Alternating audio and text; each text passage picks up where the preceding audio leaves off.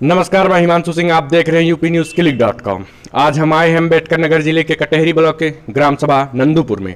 हमारे साथ यहाँ पे बात करने के लिए मौजूद है इस ग्राम सभा के ग्राम प्रधान के रूप में भाई साहब। हम जानेंगे इनके गांव के विकास के बारे में तथा इनसे जुड़ी समस्याओं के बारे में। भाई साहब, आपका बहुत बहुत स्वागत है हमारे चैनल में। सर्वप्रथम आप अपना नाम बताइए। हमारा नाम शिवशंकर विश्वकर्मा है। प्रधान जी, जब लॉकडाउन की शुरुआत हुई, जी कोरोना काल, गांव में लगभग आपके कितने प्रवासी मजदूर आए थे? लगभग 85-90 प्रवासी मजदूर आए थे। 85-90 को रोजगार दिया गया। उनको रहने खाने की सुविधाएं कहाँ की गई थी? कैसे रोजगार दिया गया?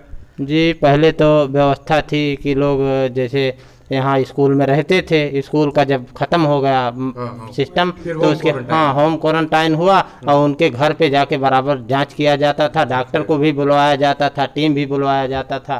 तो कोई समस्या नहीं आई हमारे यहाँ। सब गांव को सैनिटाइज कराया गया था आपके द्वारा? बिल्कुल कराया गया था, 2 बार कराया गया था, एक बार नहीं। सब हमारे पास फोटो भी है, हम भेज चुके हैं कई बार। ऐसा नहीं है। 2 बार गांव को सैनिटाइज कराया गया था।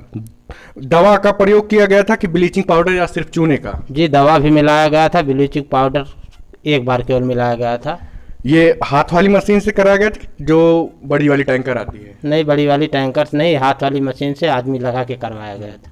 सफाई कर्मी का क्या रोल रहा पूरे लॉकडाउन में? आते थे ग्राम सभा में, सफाई उफाई करते थे कि नहीं? सफाई कर्मी परमानेंट आते हैं, जब फ़ोन करो तब आ जाते हैं। स्कूल को बहुत ध्यान देते हैं और नाली वगैरह भी सफाई कर्मी का बराबर ड्यूटी। कहीं गौशाला लग जाता है, कहीं कहीं लोग लगा देते हैं, उसके बाद भी वो मौका निकाल के टाइम टू टाइम आते हैं। गांव में जब प्रवासी मजदूर आए तो उनको रोजगार किस तरीके से मुहैया कराया गया आपके द्वारा? रोजगार उसके बाद मनरेगा चलवाया गया।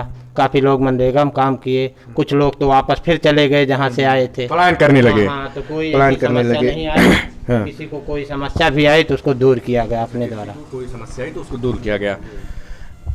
राशन को लोग की क्या व्यवस्था रही? राशन हम पहले से ही सब प्रवासी के लिए पूरा बन चुका था।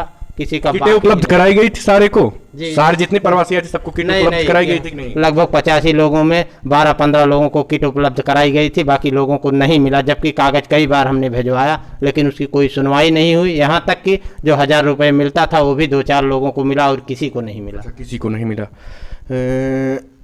गाँव में नाली खड़ंजा का निर्माण कराया गया है? नाली जितना बनवा दिए हैं गांव में, अब ये समझ लीजिए पैसे के लिए सब एमबी करवा के रखा गया लेकिन भुगताने नहीं हो रहा है। सार्वजनिक शौचालय और पंचायत भवन आपके ग्राम सभा में निर्माण हो रहा है कि नहीं? पंचायत भवन हमारे यहाँ पहले से बना हुआ है। उसको डेंटिंग पेंटिंग कराई कि नहीं आप अपने द्वारा? अब डेंटिंग पेंटिंग कैसे कराएं? इसमें सामुदायिक शौचालय आ गया, पता लगा 5,71,000 उसका एस्टीमेट है। हमारे गाँव 2,95,000 रुपया आया है। 2,95,000 रुपया आया है। ये आवास प्लस की सूची जारी हुई है। हाँ। उसकी पहली किस्त भी आ गई है। सरकार की ये थी कि दीपावली से पहले फर्स्ट किस्त दी जाएगी। आपके ग्राम सभा में अभी बिल्कुल सब 17 आवास हमारे यहाँ आवंटित हुए हैं और 17 आवास ये समझ लीजिए कि कल 40,000 रुपए शायद। जी, किस्त हम चेक करने गए थे, अभी आ नहीं रही थी। अब कल हो सकता है आज जा रहे थे वहीं चेक करने के, आ गया होता तो सबको अपना बोल देते, बनवाना शुरू करते।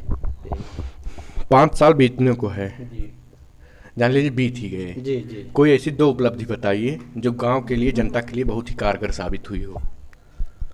अब उपलब्धि क्या, अब यही जो जरूरी काम है सब तो हो ही रहा है। जहाँ ज़्यादा जरूरी है जैसे नाली। कोई 2 उपलब्धि जिससे जो बहुत पहले से ना हो पाए हो, आपके कार्यकाल में हुआ हो? हमारे यहाँ एक नाली बहुत पुरानी थी जहाँ अनुसूचित बस्ती के लिए पानी के लिए बहुत समस्या थी। उसको लगभग 400 मीटर हमने, एक भदौना ताल हमारे यहाँ बड़ा है, वहाँ तक बनवाकर उसी में गिरवा दिया है। वो बहुत बड़ा काम हुआ है। मान लीजिए अगर जनता आपको दोबारा चुनती है, अगले पंचवर्षीय में जनता आपको चुनती है, तो आगे का रोड मैप क्या रहेगा?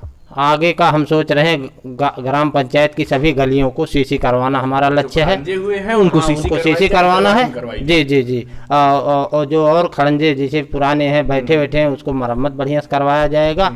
बाकी सरकार के दिशा निर्देश अनुसार। हाँ जी, सरकार का जो दिशा निर्देश होगा, अब सरकार के दिशा निर्देश के अनुसार ही हम लोगों को कम से कम 3-4 लाख रुपए काम करवा दिए हैं। भुगतान नहीं हो रहा, अभी भुगतान नहीं भुगतान हो रहा। अब शौचालय बीच में आ गया, अगर शौचालय न बनवाते, सरकार की तरफ से दबाव था तो शौचालय बन गया पूरी तरह से।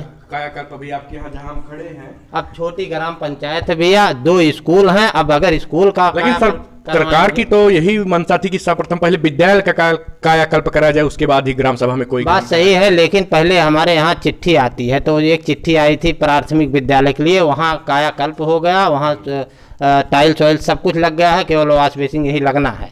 और इस स्कूल का भी चिट्ठी नहीं आया था, अब आया है तो ग्राम पंचायत में पैसे नहीं है, 3-4 लाख एडवांस काम करके पड़ा है और साथ में इसको भी करवाना। अभी देखो अधूरी है वो सामुदायिक शौचालय, हाँ वो अधूरा है, पैसे बिना कुछ हो ही नहीं पा रहा, अब हम क्या करें। चलिए ठीक है, बहुत बहुत धन्यवाद। ये